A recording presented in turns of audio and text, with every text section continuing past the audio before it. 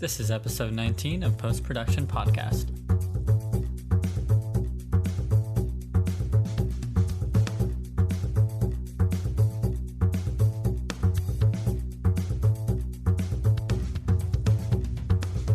Hello and welcome all you amazing people out there to the Post Production Podcast. Thank you for joining us as we talk about the latest in movies and TV. I'm your host, Mr. Drew, and with me, of course, is my co-host, Adam. Yes, I'm back. I'm here. Welcome to our Black Panther special. We just saw it last night. Amazing. I had a really great time. Yeah, I did too. The hype is real. The movie lived up to everything that I think they set out to do. I had a great time. Yeah, no spoilers. I think, this is one Marvel movie that, and I've kind of heard a few things saying, this kind of changes the game. This is, I don't necessarily think it changes anything, but it definitely brought this kind of breath of fresh air into the Marvel Cinematic Universe. Well, what game exactly are we talking about that needs to change? I don't know. I mean, is it a quality game? Is it a representation game? Well, I think in the context of more diversity in these big blockbuster movies, I think that is certainly, a valid point. Right. And I think it definitely is that kind of jumping off point that I think will kick off this new wave of us seeing that in these big movies. So I think that, in that regard, like, that's amazing. As far as like changing the game of superhero movies, I don't know necessarily about that. You know what? Okay, let's start in the beginning. The visuals in this movie were just, I think, taken to a whole another level. Yeah. The creative control and the diversity in architecture and color and I, we were talking about this earlier, and I sincerely hope that the costume designer and the wardrobe in this movie was just spot on. It was perfect. Vibrant, sharp colors with a tribal modern day kind of blend to it. Yeah. Incorporating technology, but not in a blatant kind of in your face way, in a very traditional, subtle kind of, absolutely. This is our culture. This is our roots. This is where we come from. This is what we're about. This is everything that has to do with our country, Wakanda. Yeah. And we can do it, and we can show it, and we can represent ourselves in a modern way. I loved it. I loved every minute, everything that I saw. Yeah, props to the costume designer. I looked her up. It's Ruth E. Carter. She did an amazing job. She should definitely be nominated when this year's Oscar comes around. Well, next year, so it'll have to be. Yeah. But absolutely. I mean, and this is one of those movies, like, I couldn't take my eyes off of the costumes and the colors and, like you said, the patterns. And yeah, that kind of modern take on this, an African, traditional kind of wardrobe. Like, that was really cool to see. And in the movie, there are different tribes, and they're all kind of different colors and different textiles, and everything was just really, really visually great. Yeah. Just, all around. I love the design of Wakanda. It was great to see Wakanda and see something other than, New York or California. The same MCU. Old, kind of urban city. Yeah. And even though Wakanda is its own urban city, it had a flavor and a texture to it that was unique, fresh, but with a lot of modern architecture in there. But there was a lot of old, ancient, stylized structures that were kind of, incorporated and it looks like, they kind of kept some of the old ones and kind of added on with some newer construction and things like that. But I think the technology, this kind of advanced technological whole society, like, it's very well integrated in the African culture that's already there. And I think the production design did a really good job. And one thing I love about Wakanda is that, people believe it's a third world country, and then, seeing the vast difference in that is really great. So visually amazing. Yeah.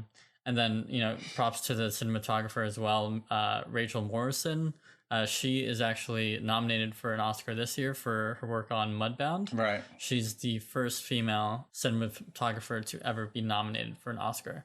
So it's justly deserved. I mean, I haven't seen Mudbound, but yeah, it's on my list. But some of the shots and the way that this movie was put together was brilliant. Yeah, and then I mean the directing, Ryan Coogler. I haven't seen Creed or Fruitvale Station. Those are on my list too, but I've only heard good things for both of those movies. Right. So I mean, definitely going to go back and watch those now. Yeah, I haven't seen Creed. I mean, I haven't seen Fruitville, but Creed was. I thought Creed was fantastic. I thought it was a great sort of fresh, almost reboot to that Rocky franchise. On the flip side of the coin, it was a great job, and Michael B. Jordan was phenomenal in that movie. Yeah, and in this one too, I thought he did a fantastic job. I think we're going to talk about spoilers a little bit at the end of this. Yeah, we'll do non-spoiler right now and just kind of talk about how we feel about the movie. Right. But I mean, if we're gonna go into characters, Chadwick Boseman embodies T'Challa. Yeah. He is the Black Panther, and you really saw that in Civil War with that little. I mean, it was a decent amount that we saw in Civil War, but walking out of that movie, all I could think about and all that I wanted to see after that movie was Black Panther. So this was such an anticipated movie for me. So, I mean, to see him in his own movie was fantastic. And the whole cast, I mean, the cast in this movie is one of the strongest in any MCU, I think. It was put together. It was well done. My favorite standout character was the general, played by Denai Guerrera from The Walking Dead. Yeah, she plays Michonne on The Walking Dead. She was masterful. Dude, she owned it. Yeah, she absolutely. just nailed it and owned it and just she just ran with it. and like you said, she definitely was the standout and so fun to watch. I mean, her presence on screen, her kind of, her toughness as a warrior is really shown in everything that she does. She also has some good moments, some funny moments, some really serious moments. She was very well-rounded. I think they gave her quite a lot to do, and I think she handled all of it really well, including the fight scenes. All of her action sequences were really fantastic. She was probably the best part of all the action sequences she was in. And they really, they let you know she's, the best warrior in Wakanda, and she definitely is that, and she shows that.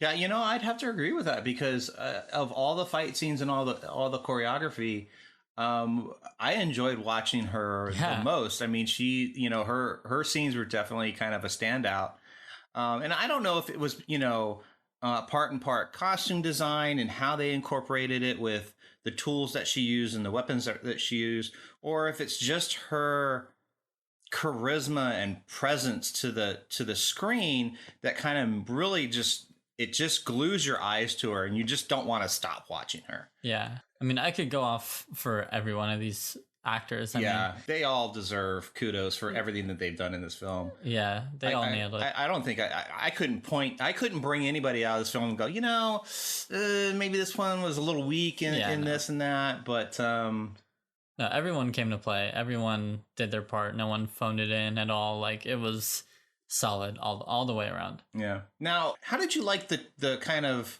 the pace of the movie? I thought, I didn't notice it, and I think that's what you're supposed to. Yeah. It wasn't too long. Yeah. I mean, I didn't even look at my watch, I didn't even pause to go. It's kind of a slow thought. Let me just kind of look around for a second. I was glued to it the whole time, and I think it was structured in a way kind of untraditionally. I would say, and I think it worked in their favor because I was not looking at my watch. I wasn't like, when are we going to move on from this scene? Yeah, I think every scene played its part and had its place in the story, and I mean that's all you can ask for in a movie. Really. Yeah. I mean, I think this is a runtime of about 2.5 hours, or close to it, and you really don't feel it. I mean, at least I didn't. So that's absolutely fantastic. Yeah, 2 hours 14 minutes. Yeah. Yeah, you don't feel it. You don't feel it at all. Definitely don't feel it, which is good. Yeah. Now, the pace of this movie was fantastic. The visuals are on par. The wardrobe, the acting, the casting, everything works for this movie. And, the one thing that everyone's talking about is that this movie has a lot of political tone to it. Yeah. Not only the fact that it's, basically one of Marvel's first kind of standout superhero movies with a predominantly African-American cast, set and kind of, for them to just run with it and kind of, create this whole, place for themselves. But the other tones in the movie were brilliantly done. Yeah. And I think maybe that's where some people would say this changes the game for superhero movies, because there are different, just different themes in this movie that aren't regularly put into superhero movies, themes of world relations and how nations, interact with each other on a political level. So that was really great to explore. And I'm glad they added that, because it adds some weight to the movie. Right. That just added this element that really was, I feel like it made this more universal. Right. And for those of you that are listening that aren't quite kind of, in sync and up to date with, kind of the Black Panther universe and the whole kind of storyline behind that. And this isn't really any kind of a spoiler review. But basically Wakanda is, it's a country in the middle of Africa, and they've displayed and kept themselves as a third world nation, predominantly poor, they have basic import and exports.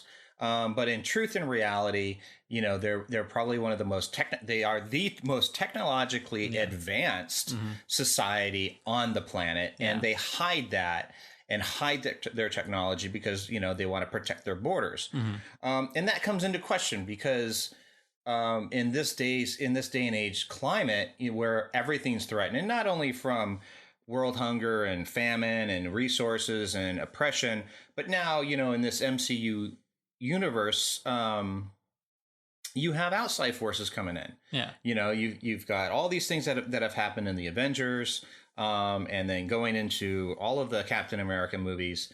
And it comes into question on when is it a good time to stay hidden, and what is it, time to just kind of step out in the light and say, hey, we're here and we want to help. So I thought it was a great way to kind of challenge a few things, tradition and culture, and when is it a good time to help and when is it not a good time to help? Yeah, and that's a very interesting question that they brought up, and I love how they handled it within the movie, and the characters and their kind of motivations for their kind of view on that. So I thought that was really well done, and great job by the writing team for doing that.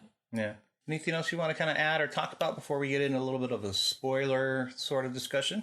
I like the integration of the music as well. Like I said last week, I'm a huge fan of that Black Panther album. We got a few of the songs, in the background of like some chase sequences or like, that's exactly what I imagined when I heard that one song. So, yeah, I thought it was cool. So, yeah, I mean, thinking back, I don't think there was anything that stood out as not really kind of fitting into the moment, or, because sometimes, you'll watch a movie and then they'll have a song, or somebody will write a song specifically for the movie, and it's just not quite right. It's like, nice try, but it just didn't fit right. But everything in this movie just clicked together. It flowed so well. But I think that's it for non-spoilers. I think we're ready to go into.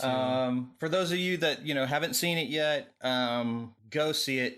It is absolutely a treat. You won't be disappointed. If you are, tell us about it and tell us why. I mean, we have some gripes with it as well, but that's with every movie. Yeah, and those contain spoilers, so we're gonna wait a little bit for those. But overall, this is a fantastic film and one of the better ones in the MCU, I think. Yeah, and this is a perfect kind of jumping off point for Infinity War as well. Yeah. Seeing, T'Challa, seeing the nation of Wakanda.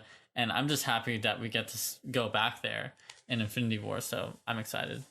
And, I like that they did it this way, because I think if they didn't do a standout solo Black Panther movie and they just kind of tried to like flush the Wakanda into Infinity War, it wouldn't have worked. No. I mean, you would have got a poor representation and a really just crap glimpse at something that is really worth a separate movie. And it was. And I honestly, I hope there's a Black Panther 2 and a 3 and a 4, and they just need to keep rolling with it, because there's so much there to go to. Yeah.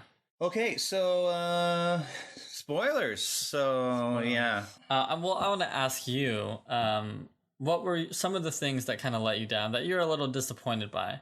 So here's my thing. This was a great movie. Yeah. And parts of and I think parts of the things that really made it great is that everything worked from scene to scene to scene. It was consistent, and it wasn't a Michael Bay, let's blow shit up and make the biggest CGI action sequence that we could. Mm-hmm. There were action sequences and there was some fun stuff, but it wasn't over the top. Yeah. It was just enough. Yeah. And I thought that was consistent throughout. And there were a couple of just key moments where they missed an opportunity to really kind of give somebody more strength in their storyline.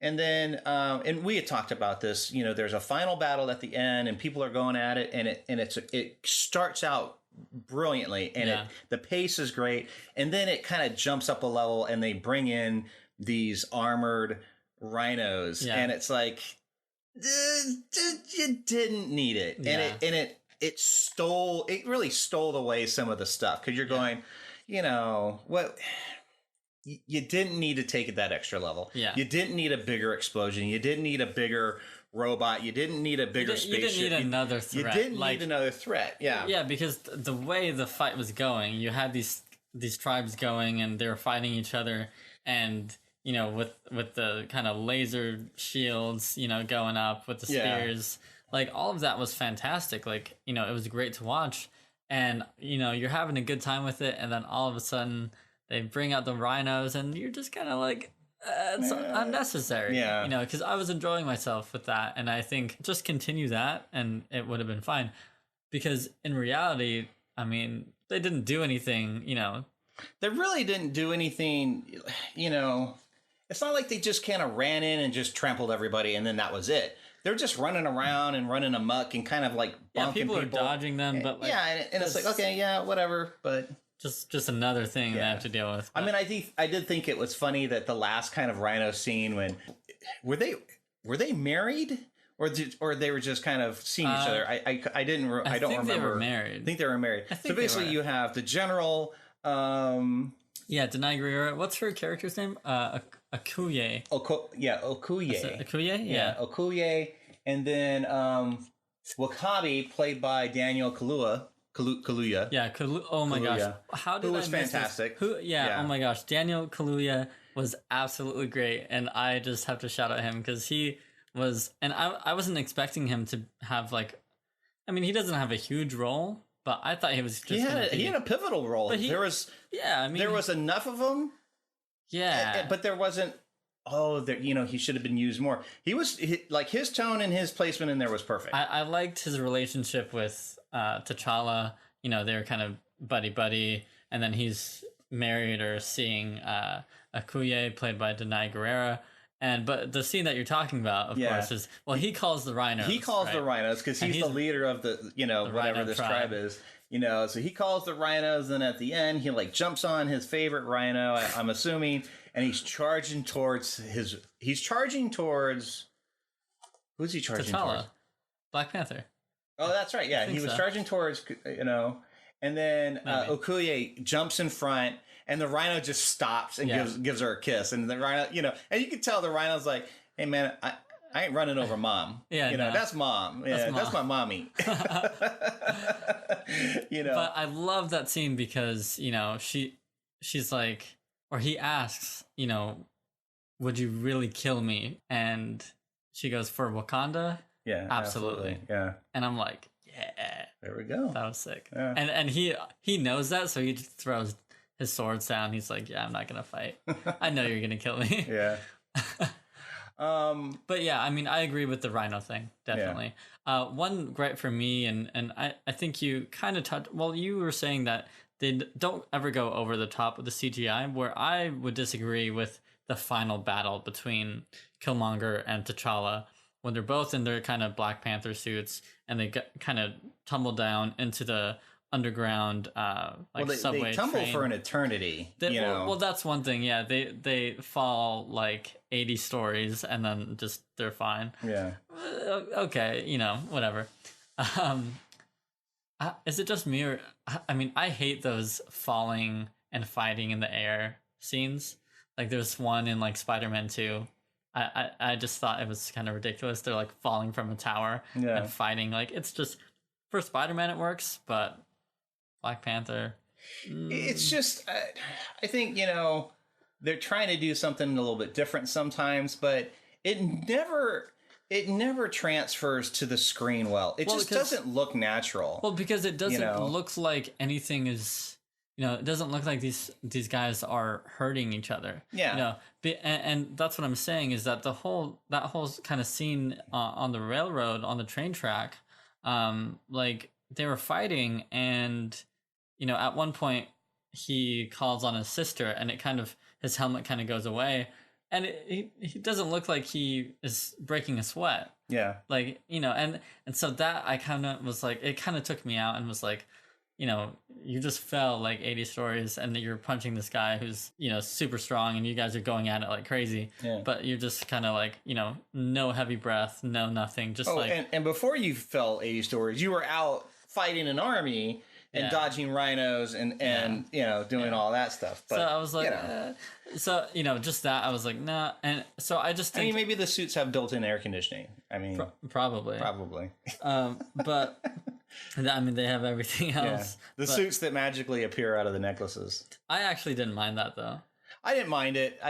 But it's kind of one of those things. And actually, I like that though, because like, especially with Killmonger, when he had his necklace, like he just had like this like cardigan like jacket thing over him, and then just the necklace, and that was like a really cool look. And I was like, that works for him. Like that's like his kind of king kind of look. Yeah.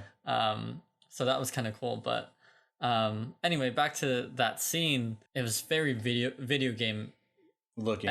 Yeah, like it was just, not really the best final fight scene that I could have.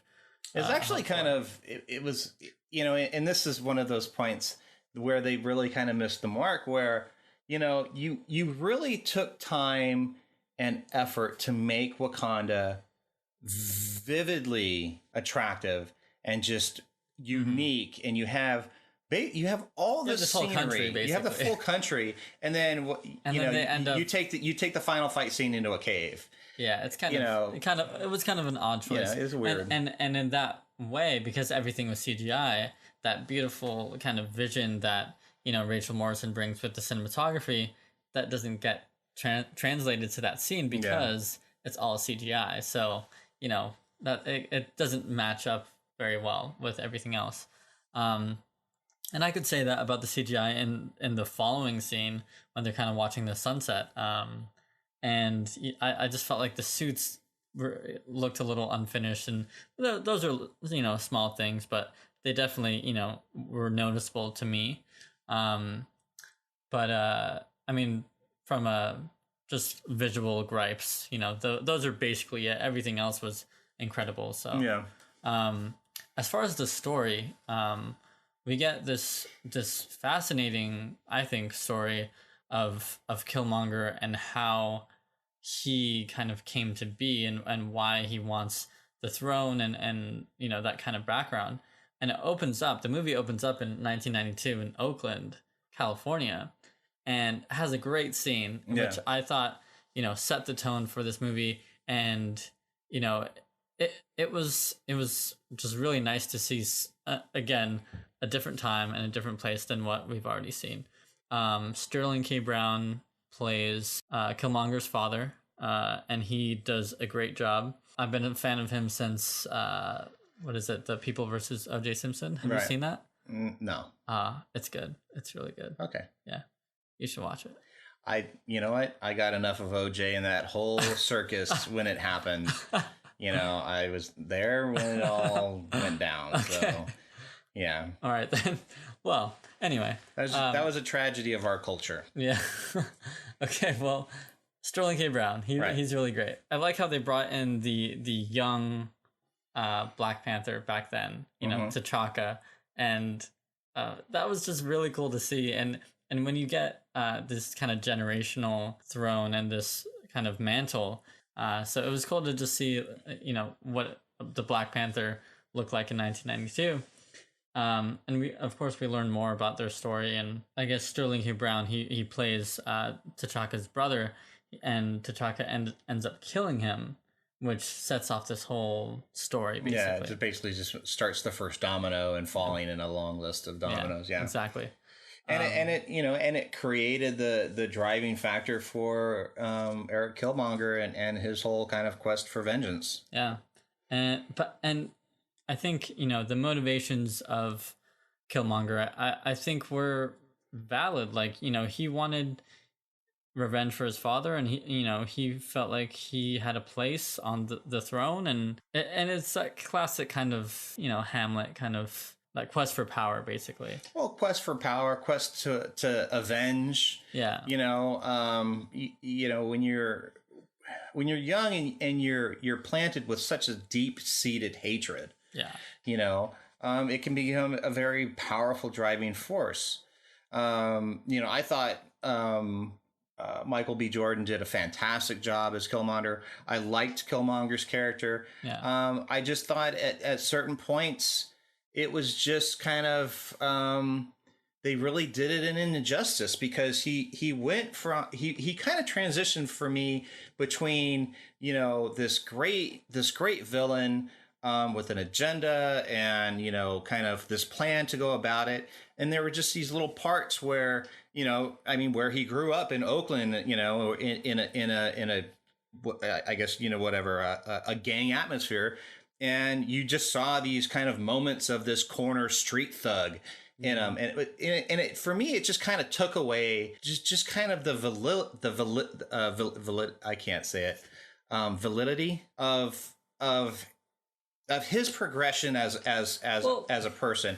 And it's kind of like, you know, I mean, see, that's for me, I think it works, because I think, you know, that's where he's from. That's what he knows. That's his world. And, you know, we saw that in the opening scene with his father. Like, his father, you know, he had his guns, and, you know, he looked like he was gangbanging, and, you know, that's the life that, you know, he kind of grew up in. So, you know, that's how he was brought up, and then he took that to the military. And I think we were talking about it, and you were saying, you know, you're not the same, you know, after you go through that training, after you go through the military. But, you know, if that's his personality, I could understand that. And his kind of quest for power and this whole thing, like, you know, that never goes away. So his personality and the contrast of everything in Wakanda, it kind of worked, you know, in that way, because they're from two different worlds. Yeah. And he's in this completely, like, alien place, but he's himself, and he's doing what he knows. So I don't know, I liked his character, and I like that, you know, we've never seen this guy that comes from that kind of background in the MCU. Mm-hmm. So that was just cool to see as well. So I'm a huge fan of Killmonger and his whole storyline. Like, every scene that he was in, I really enjoyed. Yeah. I think he was another great part for me. I was just, you know, for me, you know, I love the way his character worked. I think just, you know, parts of it just didn't work for me, because, you know, the way they kind of set up this whole Wakanda thing is you have these 5 tribes, right? And, you know, even though there's a king, you have the representatives from all these tribes that sit in a council. Yeah. You know, so one way or another, even though you have a king, you have these council that, you know, are either going to support or not support what you do. Yeah. And kind of everybody needs to be on board. And then, you know, you have Killmonger that comes in and takes the throne and then has this agenda to arm and, you know, turn the tides on, you know, the African American race, you know, and give them the weapons to come up and basically conquer the world. And I understand the motivations for Daniel Kaluuya's, you know, character and his tribe because of, you know, he really wanted a strong leader and he didn't feel like he was getting it from his friend. And now he's got Killmonger that has this kind of, you know, driving force to kind of be the strength.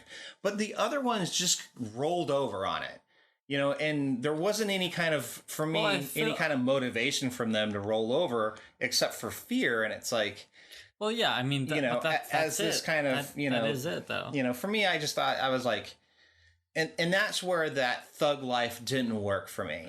Mm-hmm. You know, it would have been different if he ascended to the throne and he proposed this agenda in a different kind of. He's not going to propose anything, though. Right? He's just going to do what he wants to do. So you know, I don't know. It took me out of that kind of out of that thing, but I think it worked because I think that's how his character would naturally do it. I mean, he's not going to sit around and wait for any council to kind of accept or support his actions. He's just going to, hey guys, I'm going to do it. Get out of my way. He doesn't care about what they have to say anyway. So, and I think he had a plan and he had this agenda to, you know, put out all these weapons to all these oppressed people that, you know, he wanted to give power to. And, you know, that's something that I can get behind. But when you're talking about like handing weapons to just anybody to kill just anybody, yeah, you know, that can get out of hand. Absolutely. I mean, it's not a really well thought out plan. Well, I mean, like, you know, unless he's T'Challa said as they're fighting, he's like, you know, you want to become what you've hated your whole life. Yeah. You want to become the oppressor. You want to become the oppressor. You know, you want to turn the tides and you want that taste of revenge and that taste of, oh, look how it feels now to be in these shoes. And it's like, okay, well, you're still not fixing the problem, the issue and the problem. Yeah. You know, the issue is not who has the power and how it's used. The issue is who has the power, how can we share it, and how can we all work together to share that power so that there's not anybody with that power. Yeah, you know, because, you know, and you know, going to the first ending credit scene where, you know, T'Challa is standing up in front of the UN, you know, and he's making his speech to kind of, you know, for Wakanda kind of step out of the shadows, you know, and he's just like, you know, we need to treat all of ourselves as we're one tribe. Yeah. You know, I like that a lot. And that was, you know, and I loved that kind of take on it, you know, even though they absolutely have the technology to do whatever they want and no one's going to stop them. Yeah. It's like, that's not what this agenda is about. This agenda is that, you know, we have the tools to help and we're going to help. You know, absolutely. You know, we don't want anything in return except for us to work together and for us to be a better people as a human race versus countries and nations and things like that. So I love the ending tone and how it kind of all worked out. Yeah, I mean, all of his motivations, they're so well done, and he has a different kind of view than even his father. You know, he confronts his father about it as well. It's like, we're supposed to help. We're supposed to do this. You know, if we have the ability to do it, you know, we should. And, you know, that's change that we need. And in this day and age where there's so many things that need to be changed, you know, it was great to see someone, you know, like T'Challa, you know, standing up for that. So that's another great theme of this movie it was a great subplot because, like so many people that, you know, when a mantle is passed from, you know, a father to a son, you know, especially when that son grows up idolizing and kind of, you know, worshiping, you know, their father as, a king who's done no wrong and always makes the right decisions and is the best ruler ever, blah, blah, blah, blah, blah. And that naivety, is still with him as, the throne is thrust upon him and he has to step up. And he's just like, I just don't know if I can do it because I can't live up to that same kind of expectation. Yeah. But then he kind of realizes, it's like, what? He's not perfect. He's made mistakes. He's made critical mistakes. Yeah. And then looking closer at some of the decisions that his ancestors have made in the past, he's like, what? Maybe at one time this was a valid point, but it no longer is. At this point, the world needs Wakanda. They need Wakanda. Yeah. So. And then when he confronted his father about when he killed his brother and then basically created Killmonger, like. His dad was not even thinking about that. He just left little Eric Killmonger there and, with his father's body on the floor. Like, he didn't think about the repercussions of that, And, I mean, that, again, saying that this king that he idolized, like, he's not perfect. Yeah. And I thought that was really interesting as well, because that idea that you're trying to live up to this person and then you realize, and you just have to do your own thing, and you have to right the wrongs of your ancestors and the ones that have come before you. I loved all of that. So it's just great to see T'Challa forming his own path, and he has his girl by his side, played by Lupita Nyong'o. Nakia. Yeah, Nakia. She is a great support for him, and in the beginning of the movie, she is the one kind of saying, hey, we have the resources, we can help other people and, still be ourselves. And still protect what we need to protect. And so, she is a great kind of support and a great other part of him to make those decisions. And I just thought their relationship worked in that aspect. So I just liked all the nuances of this story and it wasn't more of the same. In the MCU, so I thought it was great. There was something I just kind of realized, and I don't know if this was another missed opportunity for a tie-in later on. But the movie starts out where the King's brother's in Oakland, and he was there on some kind whatever secret he was a spy or whatever he was doing, and then he growing up in that community, he's kind of learned the oppression of the African American people and, how wrong it is. And they have the resources to kind of help correct that. But, the story is that he fell in love with an American woman and then had little Eric Killmonger. Mm-hmm. But that was the only mention of Eric's mother. We didn't ever see her. We never met her. Yeah. And I kind of feel like whether they wanted to tie it in or not, just a small glimpse or a small introduction to her could have opened up opportunity for later on. More vengeance, more this, more that, more subplots, whatever, whatnot. I thought it was kind of interesting that they didn't even show or kind of do any kind of... I know it's not really that important. It's not integral to the plot. But I think that was kind of like maybe a missed opportunity for him. Yeah, I think I assumed, and I think what they want you to kind of assume is that she just walked out. That's how I kind of looked at it, because even when, Killmonger goes back to the apartment, like, and talks to his late father, like, there's no mention of the mom. I don't think the mom was ever really in the picture. Yeah, it would be interesting to kind of, see that unfold. But as we saw in the movie, this is the last we're going to see of Killmonger, so there's nothing left to kind of uncover. which is a shame, because he was actually really great. He was a good part I of it. actually liked when because they do the classic like slow death, and he carries him up to see the sunset, and T'Challa, just like he does in Civil War, he offers him to save his life. But he says, I don't want to be your prisoner. I don't want to be in chains. I'd rather die. Yeah. And I like that choice, because I think it fit his character. Even though I wanted to see more. And I thought for a second, knowing T'Challa and what he did in Civil War to Baron Zemo, I thought he was going to offer, and he did, do that. I don't want to kill you. Let me help you. This doesn't have to end in death. But Killmonger, being who he is, he's either gonna rule it all or he's gonna die. He's trying. An all or nothing kind of character. Yeah. Anything else? I mean, those are just some very small gripes I had.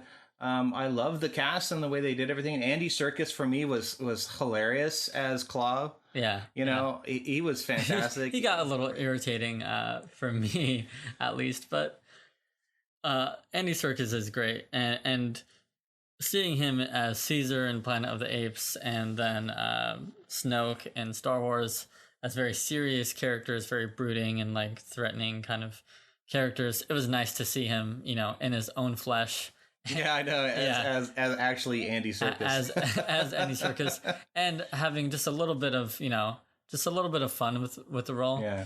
And I should have known that they were gonna kill him, because all of the press stuff that he's in, he's like super happy.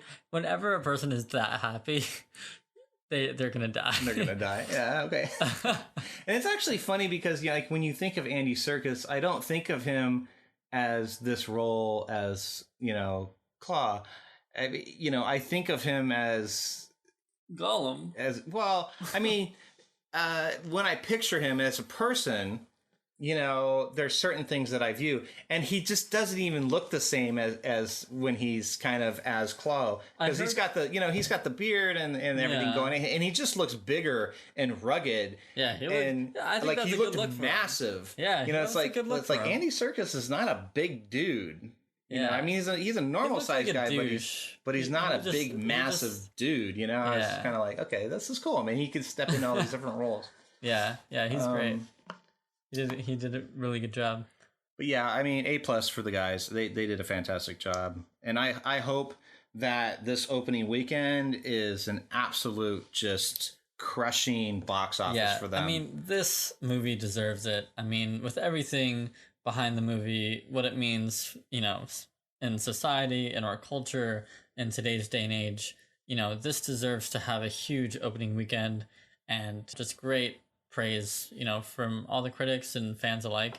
I think it deserves this time in the spotlight. So, yeah. I mean, I'm definitely going to go see it again.